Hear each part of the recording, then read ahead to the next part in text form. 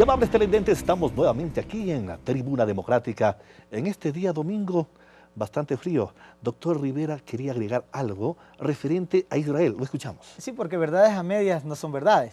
Porque, caramba, tenemos que parecernos a Israel. Bueno, sí, ojalá que sí. Pero no para estar bombardeando a Gaza, no para estar imponiendo el terror en algunas zonas de la tierra. No, el doctor Moreta se estaba refiriendo al desarrollo tecnológico. Pero ahí también hay que decir las cosas completas. ¿Cuánto recibe Israel de cooperación internacional no reembolsable? Escúcheme bien, no reembolsable, para mantener su industria militar, su industria agrícola.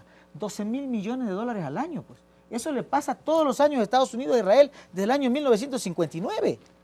Entonces, ojalá pues que Ecuador reciba eso, así, sin tener que devolverlo, para ver cómo quedamos. Entonces, porque nos dicen a nosotros, parezcámonos a Israel. ¿Y por qué es que este gobierno no vale y no hace un Estado como el de Israel? Ya, pues pongámosle los 12.000 millones de dólares a ver lo que hacemos, porque aquí sí se invierte bien la plata. No se invierte en bombas, no se invierte en eso, que es otra cosa, ¿no es cierto? Solamente lo que tiene que ver con el desarrollo nacional. Eso yo quería agregar a ese comentario, ¿no? Volviendo al asunto de la minería. Algunos sectores opositores al gobierno han dicho que la minería sería un colapso para la naturaleza. Otros menos recalcitrantes en esta posición han dicho que es posible una explotación racional. ¿Ustedes cuál es la posición que la mantiene? Bueno, es un tema que lo estamos estudiando. Acuérdese que esto nos ha sido distribuido recién el día viernes de la semana anterior y estamos chequeando el asunto. Las primeras observaciones que saltarían a la vista es que se quiere permitir una deliberada inversión, si se quiere, de las transnacionales y las transnacionales, pero hay una especie de persecución o estigmatización de los pequeños mineros, de la mediana minería. Hemos visto por lo menos unas sanciones totalmente drásticas. No hay que olvidarse que muchos cantones del país basan su economía principalmente en la minería. ¿Qué hacer con ellos? ¿Cómo ayudarlos a ellos? ¿Cómo protegerlos? No es cuestión de anularlos con multas fuertes, con destrucción de maquinaria, que además nos parece una especie de cosa poco recomendable, por decirlo menos, porque si hay una excavadora, bien puede esa excavadora servirle a un municipio, a una prefectura que tanta falta les hace, y no precisamente destruirla, porque eso tiene su costo de inversión. De tal suerte que hay que empezar a revisar el asunto. Creemos nosotros que es necesaria la explotación, pero con mucha racionalidad, buscando que no se favorezca exclusivamente a los grandes en perjuicio de los pequeños, sino que exista un equilibrio comercial, una sana competencia y un respaldo vía financiera o asociativa hacia los pequeños y medianos explotadores de minería. Pero también es bueno que estos pequeños y medianos se regularicen, porque lo que sucede es que han venido, muchos de ellos, actuando al margen de la ley. Justamente usted de Santo Domingo, el asambleísta Rivera es de Esmeraldas y tiene conocimiento. Mire, con un poco de conocimiento, quizá la provincia de Esmeraldas tenga un poco más de minería que la provincia de Santo Domingo, porque todo lo que es los Andes, sea en Santo Domingo, sea en Pichincha o Esmeraldas, todo Ecuador está, pues, un país andino. Somos especialmente bendecidos por la naturaleza y donde quiera que usted pone el dedo hay algo que explotar, ¿no? O sea, eso hay en Santo Domingo en todas partes.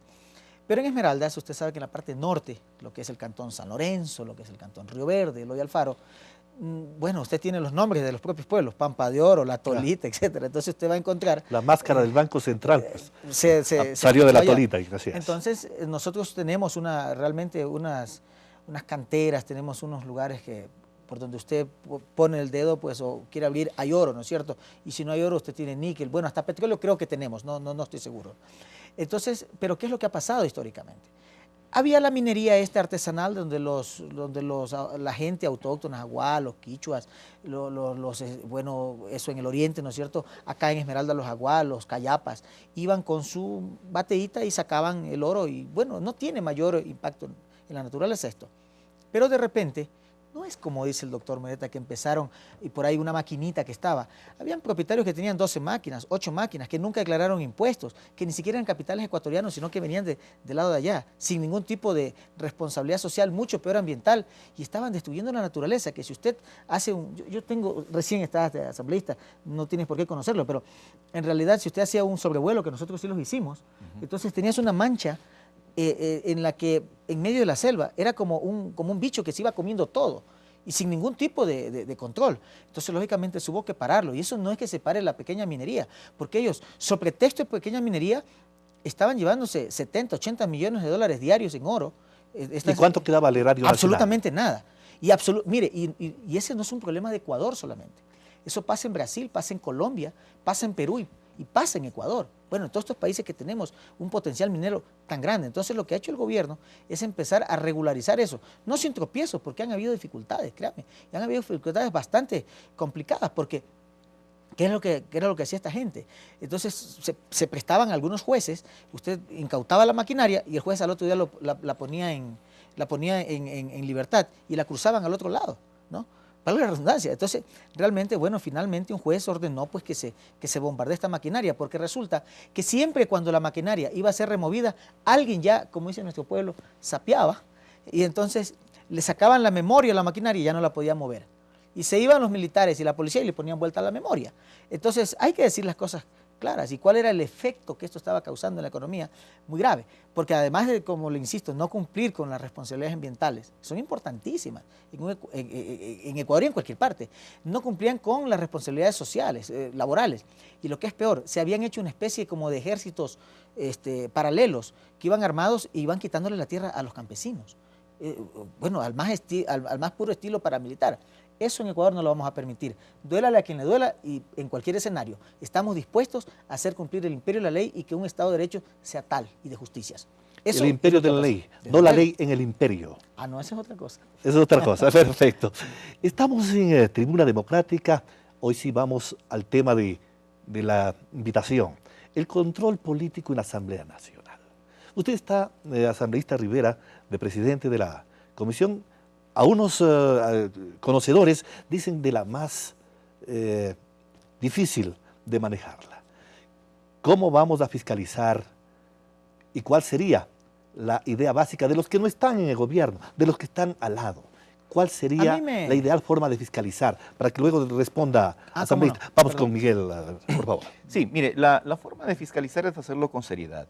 Donde exista actos de corrupción, donde exista actos que son lesivos a los intereses nacionales, señalarlos y aspirar y esperar que el oficialismo, la Comisión de Fiscalización, los jueces, la Fiscalía, la Contraloría, hagan su papel sin temor ni favor, o sea, con mediana ecuanimidad, con mediana equidad, a efectos de que se pueda proteger, salvaguardar el verdadero espíritu de la función pública.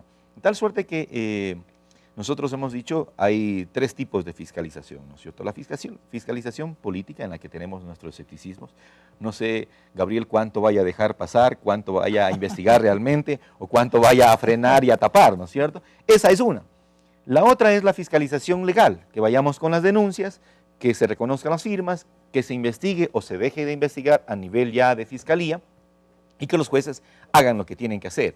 Pero la más importante es la fiscalización moral, el prurito que queda en el común de los ciudadanos de si se está haciendo bien o aquí no están, ¿no es cierto? No están comiendo el cuento, no nos están dejando hacer cosas que son lesivas para los intereses nacionales y no se está haciendo absolutamente nada. Nosotros pondremos los avisos, las señales para que el oficialismo haga lo que tiene que hacer. Pero creo yo que para llegar a una fiscalización plena, para que no ocurra lo que ocurre hoy, impunidad rampante, círculos viciosos, corrupción sostenible, si se quiere, hay que trazar nuevas reglas en la cancha. ¿Y a qué me refiero con esto? Que el Código Penal Integral tiene que traer, por ejemplo, leyes más duras para los casos de enriquecimiento ilícito, peculado, leyes más duras para el caso de prevaricato, para ver si los policías judiciales que dejan de investigar son premiados, si los fiscales que dejan de sustentar la investigación son premiados, y si los jueces que son generosos con nulidades y medidas sustitutivas también son premiados. El rato que se empiece a sancionar como tiene que ser a estos tres actores de una investigación y de un hecho procesal penal, ese rato vamos a tener una mediana certeza y confianza en el sistema. Hay las inquietudes, asambleísta Gabriel Rivera, lo que aspiran.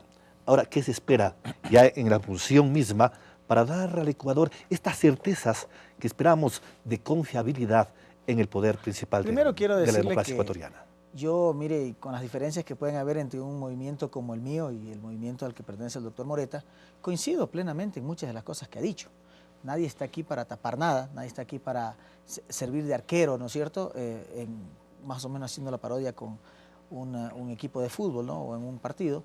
Yo creo que nosotros estamos dispuestos a cumplir con la profundización de la revolución ciudadana, que es lo que el pueblo ecuatoriano ha votado pues, mayoritariamente. Y no una vez, sino durante repetidas y varias ocasiones durante más de media década que ya existe la revolución ciudadana. Y fíjese usted que no solamente lo decimos nosotros, lo dijo también el líder del movimiento al que se pertenece el doctor Moreta, que es el banquero Guillermo Lasso. Él dijo claramente que él iba a inaugurar con su bloque la fiscalización en el Ecuador, porque no ha habido fiscalización. Y en eso yo estoy plenamente de acuerdo, de que la oposición lo que ha tratado es de más o menos asemejar este periodo de la Asamblea a los periodos del Congreso anterior, que es por lo que la gente votó en contra, en donde había el cenicerazo, en donde se utilizaba el juicio político como una especie de rampa de lanzamiento para poder ser candidato a presidente o para lanzarme de nuevo a asambleísta. Y han habido ejemplos realmente pero muy puntuales, como un asambleísta, entonces diputado de la SUAY, que todos los lunes ya tenía una rueda de prensa, ya los periodistas sabían dónde tenían que ir y todo eso, a ver la noticia, a quién iba a denunciar. Y finalmente, fíjese usted lo que se lanzó al presidente y quedó último, ¿no es cierto? Entonces, ese tipo de fiscalización utilizada para tener presencia política no es la que queremos. Sí queremos una fiscalización que cumpla con sus roles primeramente, porque se ha dicho, el alcalde de tal parte roba y la asamblea no hace nada.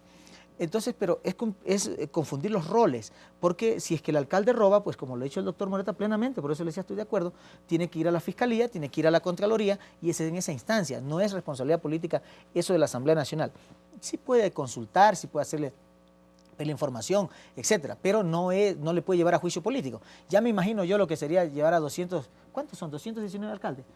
Llevar a 221 alcaldes, llevarlos a juicio político. O sea, usted me entenderá lo que eso significaría. Entonces, por eso el propio diseño institucional, la propia Constitución, establece quiénes están sujetos a ese control político. Claro que habría que debatir si es que hay que hacer una reforma, por ejemplo, en el sentido de que si el IES puede estar sujeto al control político, porque actualmente no lo está. Y es el IES si podría compararse a una estructura muy grande, ¿no es cierto?, que debería tener, mucha gente sostiene, la posibilidad de ser controlado políticamente. Entonces, yo le decía, nos ponen como ejemplo, afortunadamente no lo han hecho en este momento. No hay fiscalización en el Ecuador porque mire, ahí está el comecheque. Pero si uno va y pregunta, dice, oiga, pero ¿quién fue el que investigó y que inocentes o no, porque eso lo tiene que decir la Corte, no somos nosotros jueces ni fiscales, pero ¿quién fue el que investigó este caso? Fue la propia Secretaría de Transparencia de la Presidencia de la República. Entonces se quiere decir, desde la Asamblea se quiere tapar las cosas. ¿Y entonces por qué? Si es que supuestamente la Asamblea la controla el presidente, entonces ¿por qué, Estamos en la parte ¿por final qué no lo controló a través de la Comisión, la Secretaría de Transparencia? Entonces no hay coherencia entre lo que se dice, ¿no es cierto?, entre lo que acusa la oposición y lo que hace realmente. Y una pregunta final, si usted me permite. Por favor. Yo quisiera también escuchar qué pasará, por ejemplo, si es que nosotros en la Asamblea tenemos que pasar leyes como aquella que pasamos hace poco, acuérdese usted, para subir el buen desarrollo humano, y hubo que ponerle un impuesto, o no un impuesto, sino ponerle las mismas condiciones de otros sectores empresariales. Estamos de acuerdo, yo creo que el sector... Entonces, ahí vamos a ver qué pasa, ¿no? Porque, preguntemos claro, a la claro, por eso le pregunto, ¿no? Mire, yo creo que... Tenemos 15 segundos, por favor. Construir el Ecuador de bienestar pasa por actitudes de respeto. Nosotros decimos, y yo lo he dicho particularmente, esperamos que la mayoría oficialista no cometa bullying parlamentario, porque sería penoso que abusen de su condición de grandotes y que tienen un número así bastante significativo. Dos, yo creo que hay que construir una estructura de Estado que beneficie a la gente. Por ejemplo, hay distorsiones sociales. Usted chequee cuánto gana un profesor de escuela, cuánto tiempo le lleva a regularse. ¿Cuánto gana un banquero? $77,000 al mes, ¿Y cuánto gana el guardia gana $300. Gabriel, por favor. Terminemos, por favor.